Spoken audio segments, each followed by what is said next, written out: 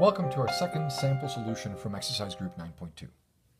I want to focus on 9.2.1 I this time. Our first set member is for any z, hz, and our second set member is there is an x, hx, horseshoe, for any y, fy.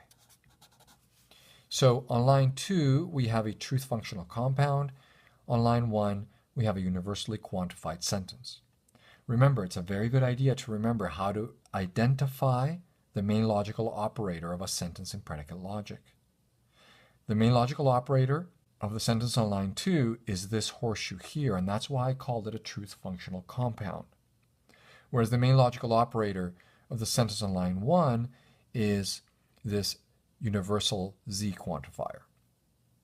Okay, in this particular problem, it's probably a good idea to first decompose the sentence on line 2.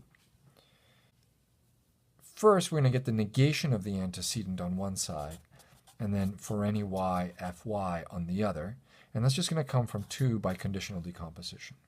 Now I have these two branches that I can work on pretty much independently. On the left side here, I have a negated existential quantifier, so I can write down for all x, it's not the case that hx. And that's kind of interesting. Okay, so that came from 3 by negated existential decomposition.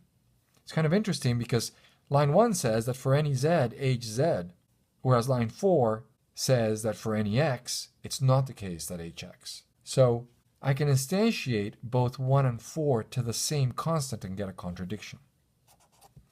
From number 1, I can write down HA, where I substitute in A for Z. I know I said before, it was a slip of a Canadianism in there for y'all.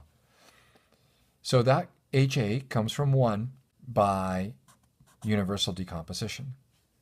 And now I can write down it's not the case that HA from 4 by universal decomposition. That's a contradiction, so that branch closes. Now I can go and work on the other side. I draw this line here just so I can always make sure that I have a justification for each and every line in my tree and only one justification for each and every line in my tree.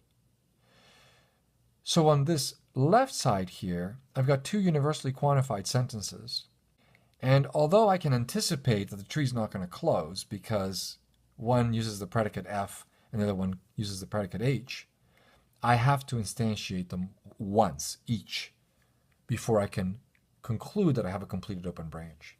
So I have to write down HA, and I can use A even though I've used it before. That doesn't matter when it's a universally quantified sentence.